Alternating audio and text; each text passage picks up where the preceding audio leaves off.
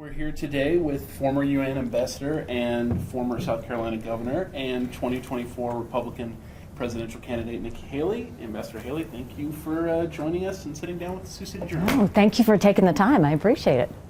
So you've had quite a few swings through Iowa at this point, including through Northwest Iowa. What have you learned from your time in the state so far? Iowa's fun for me because it very much is like how I grew up. It's, I grew up in rural South Carolina. So I grew up playing on a cotton farm, my godparents were dairy farmers. I mean, it just feels good. And so there's something very peaceful, especially when you look at the farms and all of that. So that's been good. But, just understanding the people of Iowa, they very much believe in faith, family, and country, and are, a wholesome part of America. But they know their issues. They want to come and see you over and over and over again. And I'm used to that because that's how South Carolinians are. We're first in the South, and so we're used to seeing people over and over and asking those questions. But it's been a great experience. We love every time that we come, and we're going to keep on coming back. And why do you think that when we get to January 15th that those people of Iowa will go with you and not some of the other candidates? Well, look, I'm trying to earn every single person's vote. And what we do when we have a town hall is we talk about the issues of the day. And what I'm hearing from Iowans is the economy is top of mind. They feel inflation. They feel it when they go to the grocery store. They feel it in the gas station, but they feel it with their mortgage payments and their insurance payments and all of the necessities that we have to have. And you look at what got us here, and it's just been reckless spending by Republicans and Democrats, and the taxpayers are left holding the bill. And Americans are tired of working for government. They want government to start working for the people. And so when you look at that, we've put out an economic plan that we think that's important, and I think it's time that we have an accountant in the White House. I think we got to have somebody that knows the value of a dollar. I did that as governor of South Carolina. I did it as ambassador at the UN when we cut $1 billion the very first year. We're going to do that when I become president. And so I've got a full plan on that. The second thing is they're worried about transparency in education. They want to know what's being said and taught to their kids when they're in class. And so the fact that we need transparency, but also the fact that only 31% of 8th graders in our country are proficient in reading. Only 27% are proficient in math. And so if we don't do something, we're going to be in a world of hurt 10 years from now. I think that the border is absolutely a huge issue here and everywhere else because everybody feels like America's acting like it's September 10th. And we better remember what September 12th felt like. And then foreign policy is an issue that we're hearing now for the first time. It was just China, but since October 7th, there's a lot being said about, what happened with Israel. And I dealt with Russia, China, Iran, Israel, all of those every single day when I was at the United Nations. And so I know how they are and I know what makes them move. Can I ask about the kind of, I don't want to say evil, but certainly the contentiousness that people see, and I think people are tired of that. I think they're tired of people tearing somebody else down to try and make them look better. Right. And how do we solve that problem? How do we get away from that so that then it isn't always, he's worse than I am, so you should pick me? If you come to my town halls, you don't hear me talk about anybody. I talk about the issues. We talk about every issue and we talk about every solution. And then we open it up and let people ask the questions that they want to ask. I don't think Americans want that. They don't want the back and forth. They feel serious issues in America and they don't want to deal with the political drama. That's actually what we want to get away from. It's the reason why, I think we've got to get to a serious, stable position and stop the drama, stop the vendettas, stop the chaos. I mean, we are living in chaos. And what I've said over and over again with all of those issues that are happening, you don't defeat Democrat chaos with Republican chaos. We've got to start getting this right. And we don't have a lot of time. I look at the younger generation. They feel helpless. The average homeowner is 49 years old. The American dream is out of sight. They don't know about getting a job. They can't afford basic things. We've got to start really getting our fiscal situation in order, our education system in order. We've got to get law and order back on the books, and we've got to let these other threats around the world know that we're strong and we're back. You mentioned a moment ago, you mentioned transparency within the context of the schools. And within the past week, Sioux City's school district and 4 other Iowa public schools were named in a federal lawsuit that challenges the state law that's placing restrictions on school materials.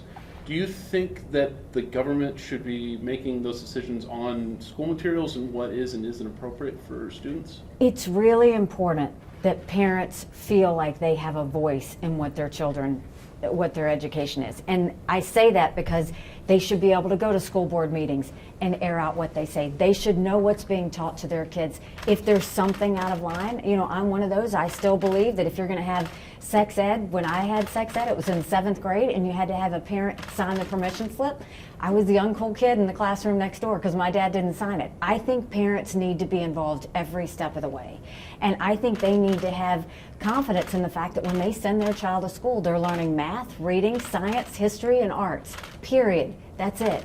You know, and I think teachers want better. Right now they have to be the guidance counselor, the nurse, the pastor, and everything in between. And oh, by the way, they have to teach to a test. And that's why we're losing teachers, is because that's not what they went to school for.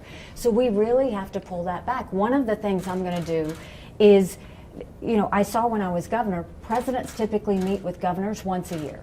I'm going to meet with our governors once a quarter, Republican and Democrat, with the sole purpose of taking all of these federal programs that we can and pushing them down to the states. That way you're reducing the size of the federal government, but you're empowering people on the ground. We've got to give control back to parents on the ground when it comes to education, and to taxpayers on the ground when it comes to the things that they need. Isn't the idea, though, of banning books, really, it isn't possible, because you can get any book online, or I could put it on my phone, and the idea that a school would come out and say, you can't have that book, I don't even think it would matter. It doesn't. The problem is, you know, I remember when I was in 2nd grade and I would go look for books, and I always wanted a book about women leaders because you didn't see that many. Kids go through and look through these books. A parent doesn't want them to stumble on a book that they don't want them to see. And we all know how kids are. When they find a book that's talking about something that's sexual in nature, what do? They all talk about it being in the library, and all of a sudden everybody goes to look at it.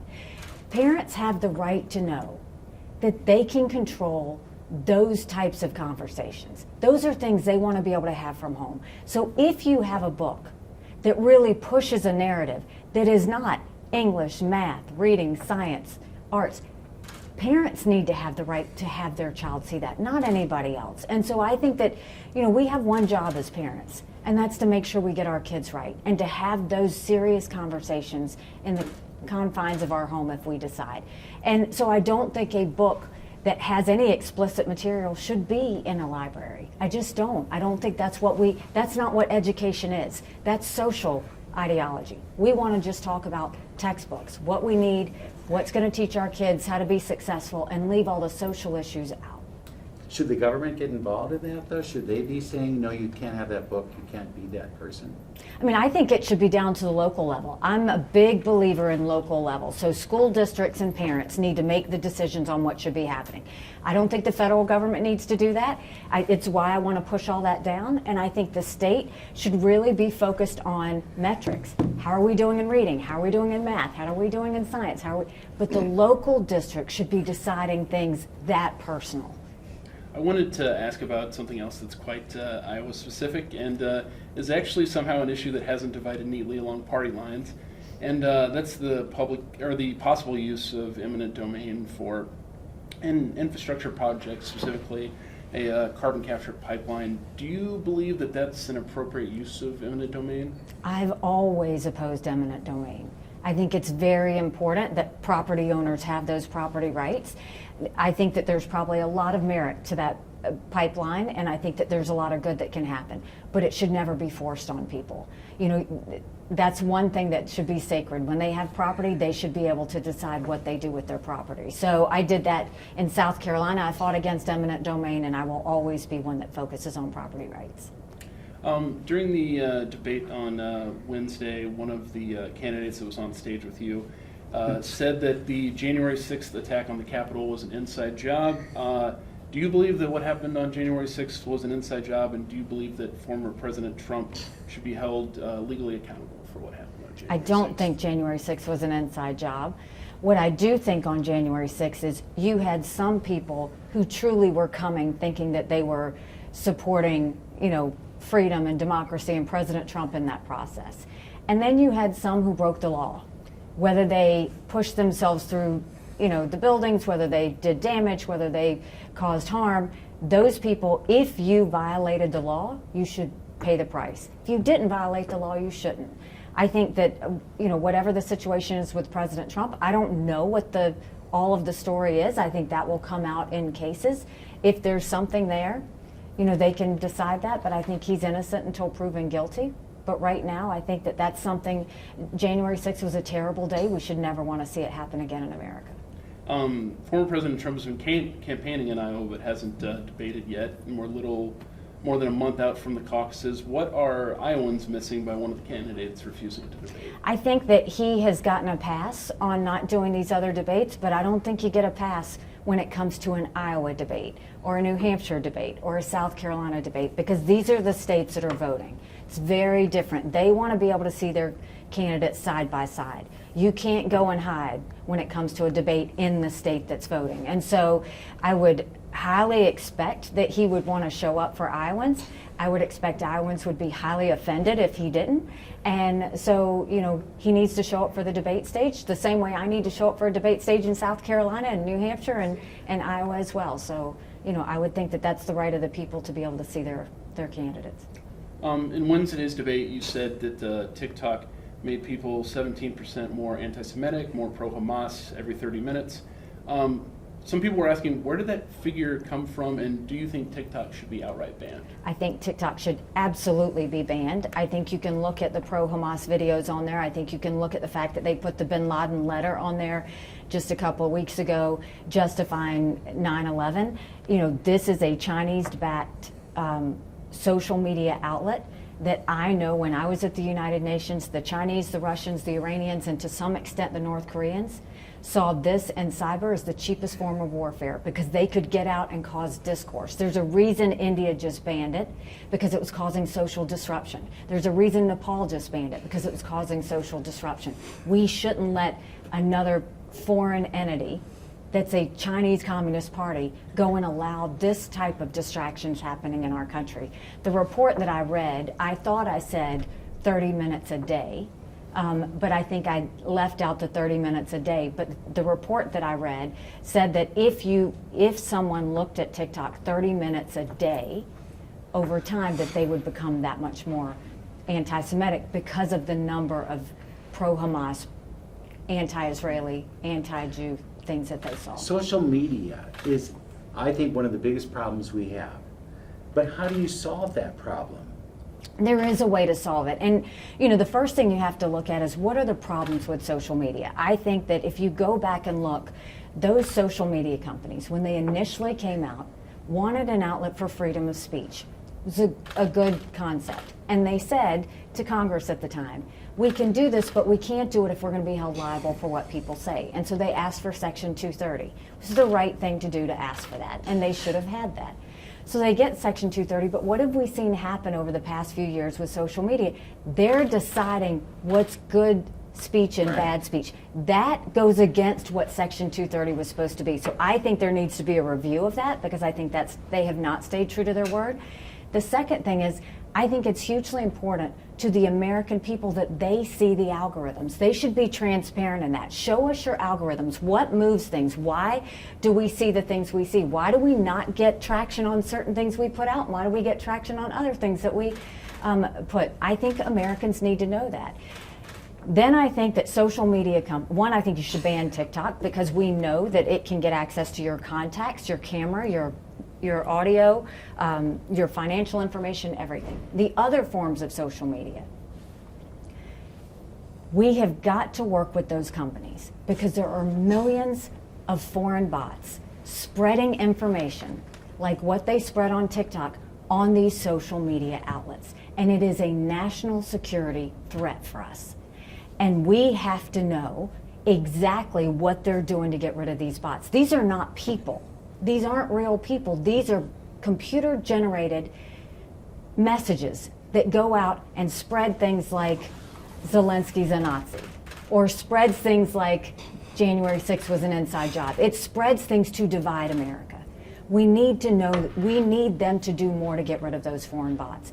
I will always protect freedom of speech, always, for Americans. I don't want freedom of speech for Russians and Iranians.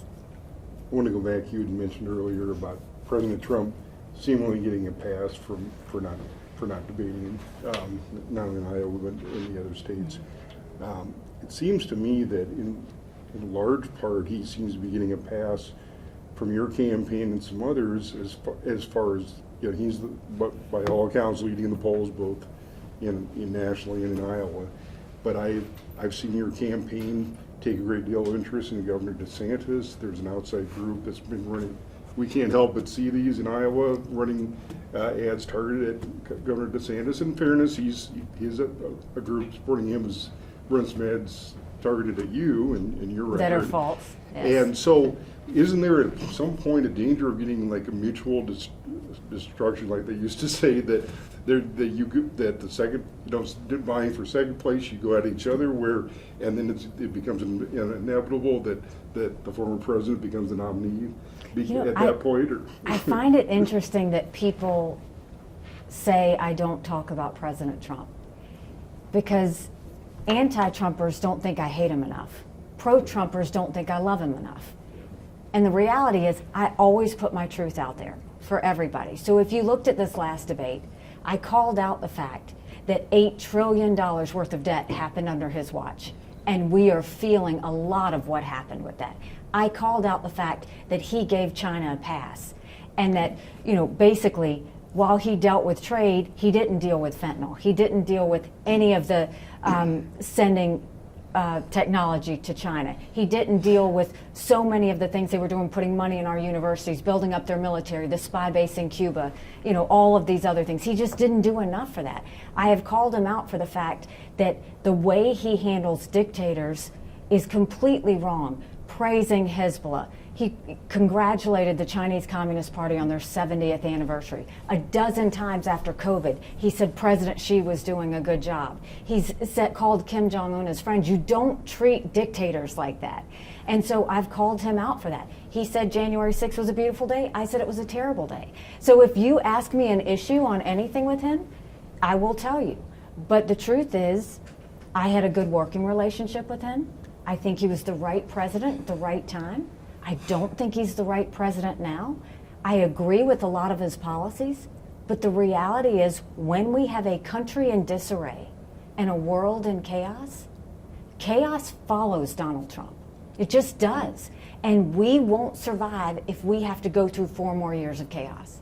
You probably recall during the 2020 Democratic primary that there were, like many candidates in the race, and they had the former vice president at that time.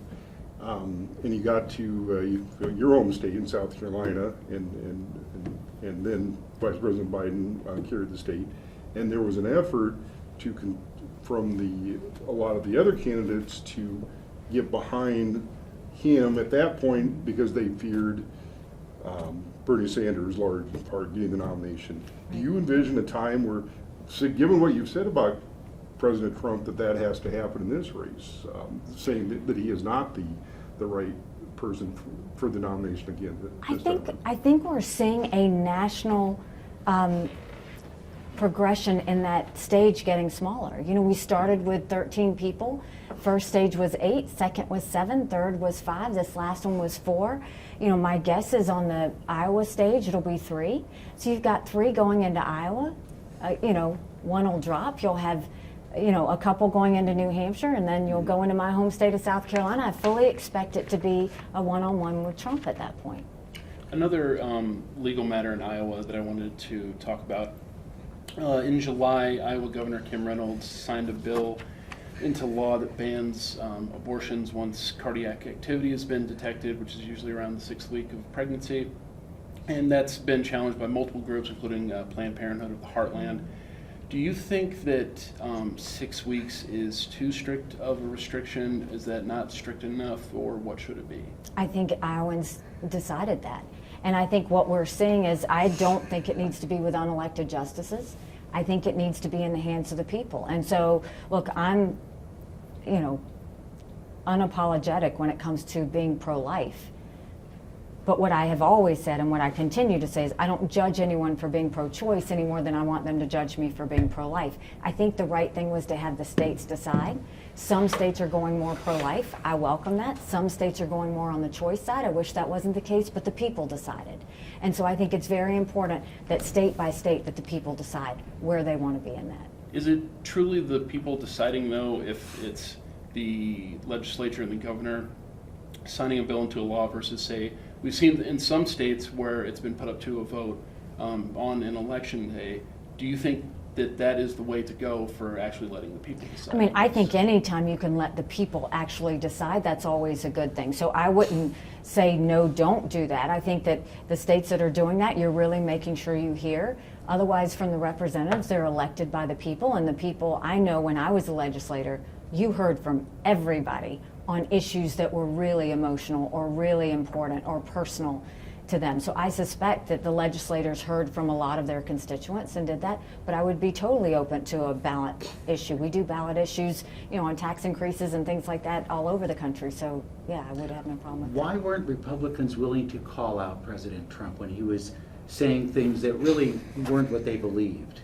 Why is there this kind of lockstep with whatever the president was saying at the time? I find this just... So can you give me an example? Well, when people are elected to office, they're representing a whole state, they're representing a whole country, they're not representing just one party Right. or one faction of a party. Right. And I find the silence was deafening because there were so many people who were not saying to President Trump, you know what, this is wrong, you shouldn't do this. Are you talking about January 6th? Many things beyond January 6th. But, there was just a lot of silence. How can that happen, and how do we make sure that it doesn't happen? Well, I can tell you about myself. Many people want to know how I got out of the administration without a tweet. And the answer is I told him the truth.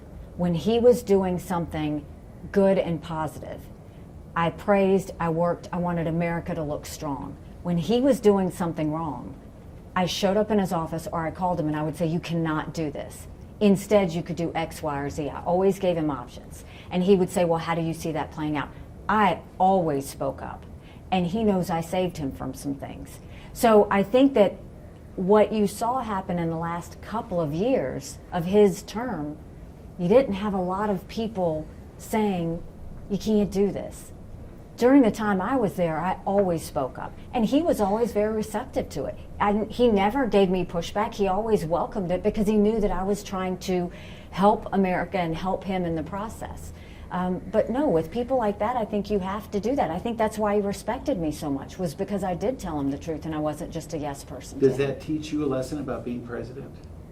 So I'll tell you, when I was governor and I appointed my cabinet, I replaced the head of every cabinet, regardless of whether they were doing a good job or not, because I wanted to freshen it up. The second thing I did was I sent people into each agency to clean it up, pull down old regs, pull down bureaucracy, get rid of problem children. I then went and gave them all 90-day benchmarks. They had to show us a return on investment to the taxpayer that we would put out, and it was getting them mission focused again. And then I basically went to them and saw that they were spending the same amount of money every year because they were worried they weren't going to get the same amount. And so we started putting all of their spending online for all taxpayers to see. And then we incentivized them to give money back to the taxpayer. And then they started to compete, and magic happened. But when I dealt with my cabinet, when I first hired them, I said, I need you to do three things. One, be creative. Two, support the people. And three, if you see me doing something wrong, say it. It's important. It's how, one, you surround yourself by people who are smart in their fields. Those agencies have to be people who know the constituency. If you're going to have agriculture, you've got to have someone who's dealt with agricultural business, that knows the challenges and the successes. If you've got tourism, I had somebody that knew heads and beds, people on golf courses, how you look at those benchmarks. And so they would teach me things too. You never stop learning, but your cabinet has to be the ones that also come in and say, you can't do this. But instead, I did for President Trump what I asked my cabinet to do for me. There's an ag issue that I wanted to ask about, staying in Iowa just a little more. Iowans have had to deal with a number of water quality issues over the years, including excessive nutrient loads from chemical fertilizers and dangerously high fecal bacteria levels for decades. What would the approach of a Nikki Haley administration be in dealing not just with water quality issues in Iowa, but in other states as well? I think that, first of all, you have to know food security is national security. Hugely important. I come from an agricultural state, so I was very much partners with my farmers in making sure life for them is tough. They can't control the weather. They can't control the production of what's going to happen. They can't control the prices. And so you want to be as much of a friend to them as you can. Agriculture was our #1 industry in South Carolina. And so the way we did it was, you want to keep people safe, but you don't want to over-regulate. You know, like right now you see Congress trying to pass this water bill. They want to look at every pond and everything. You can't continue to go and push on farmers, because what you'll see, and what I saw in South Carolina, is there's nothing worse than seeing a farm become a housing development. We have to make sure we are partnering with them and not mandating them. There's a difference between those two things. And the best way to work through it is talk to them. If there's an issue, pull them together and say, this is the issue we have, what can we do? But regulating is not a good thing. We see what the EPA has done. I mean, you know, I look at it from just the energy side of things.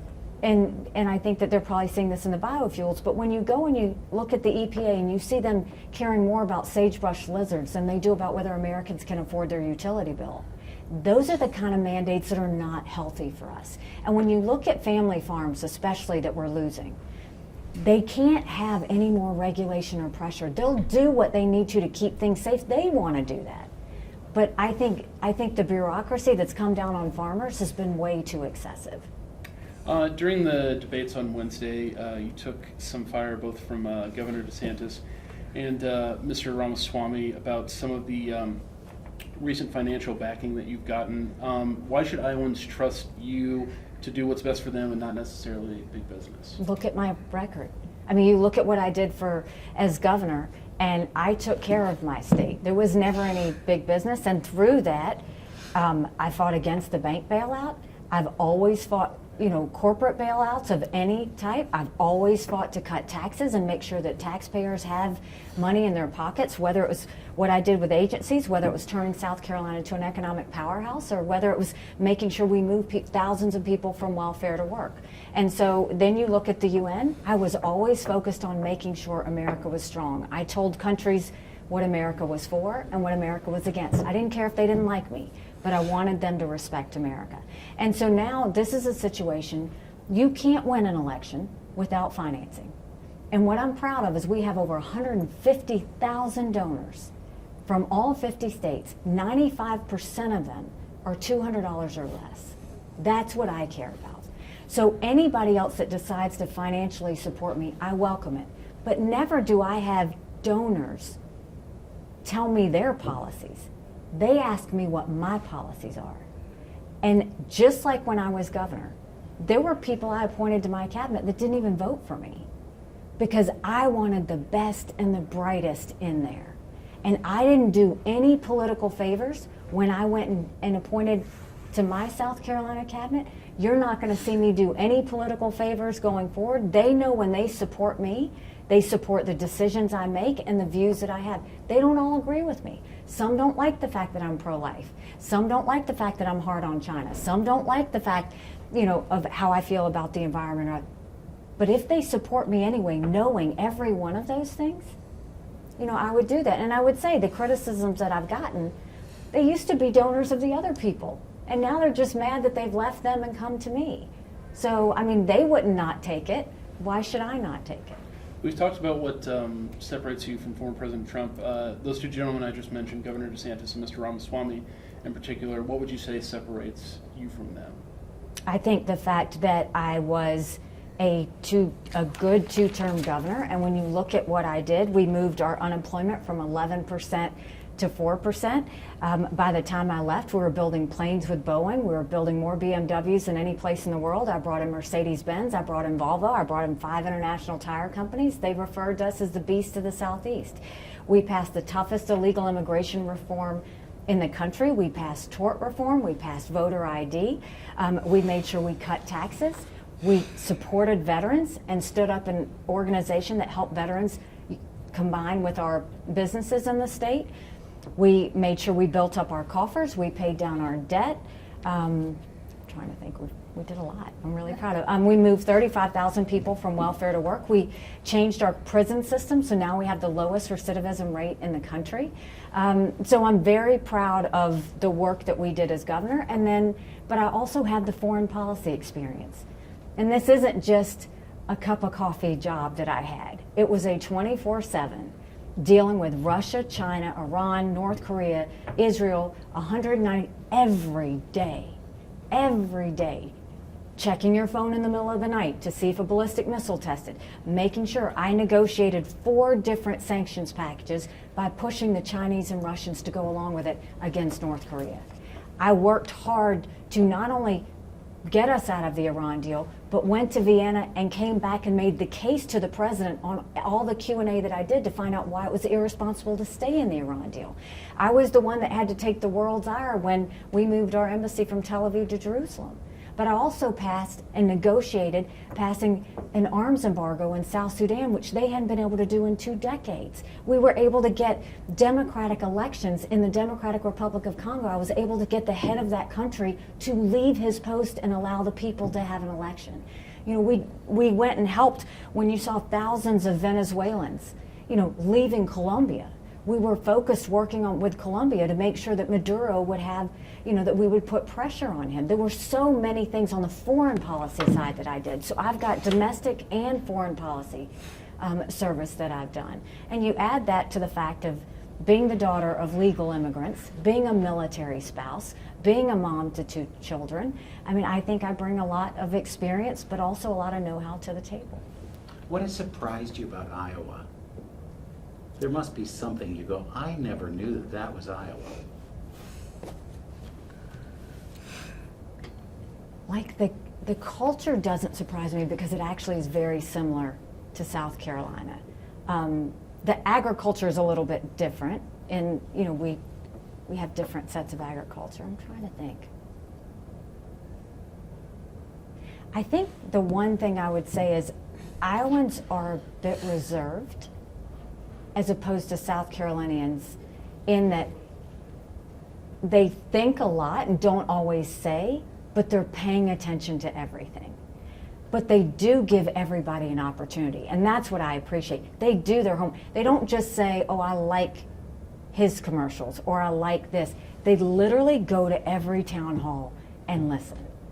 And when they ask a question, it's very thoughtful. They've thought about it. It's not something they just, you know, ramble off. And so I think it's probably how truly thoughtful they are and how conscious they are of what their role is, but how they're reserved in that they do hold back until, you know, they make that decision. And some of them they won't ever really tell you. So you can't always read what Iowans feel like you can in South Carolina. South Carolina very much wears it on our sleeve.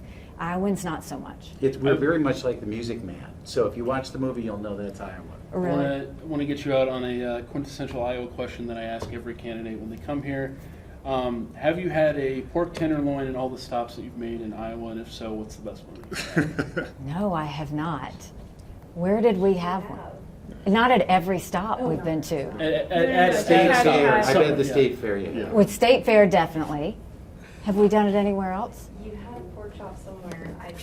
Where was that? It was really good. I don't remember where it was, though. I think Sue's got it too. We've had it, but I don't remember where it was. It might have been our first trip here.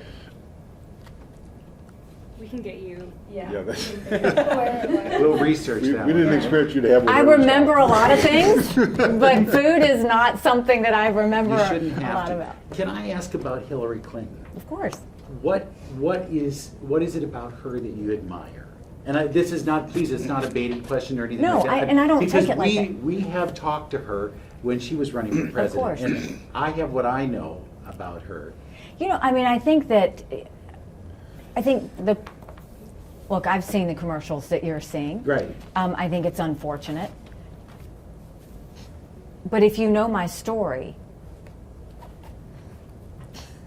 when I I was sitting with my mom one day, just frustrated in our family business, how hard it was to make a dollar and how easy it was for government to take it.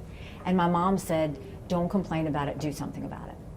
So I was going to run for the State House seat. I just got it in my head that there were way too many lawyers at the State House. They needed a really good accountant. That's what I was going to do. And I was shot down by a lot of people. They said I was too young. They said I shouldn't do it with small children. They said I should start at the school board level. Like truly every single person, there was somebody else who had more experience than I did. All these reasons on why I shouldn't do it. And I went to a leadership forum for women at Furman University. And Hillary Clinton was one of the speakers. And when she spoke, what stuck out to me was she said, for every reason they tell you not to run, that's exactly the reason you should run. And I left there and I said, I'm running for office. That's probably the only thing I have in common with her. From a policy standpoint, I don't know that we agree on anything. But I appreciated that she said that when she said it. Because I had never been politically active before. I had never even been to a party meeting before. I was not a college Republican before. But when she said that, it just suddenly was like the light bulb went off that like, well, I can do this. And I went and I ran against the longest serving legislator in South Carolina and won. Thank you. Thank you so Thank much you. for being with us. No, We of appreciate course. it. Thank you for the time. I appreciate it.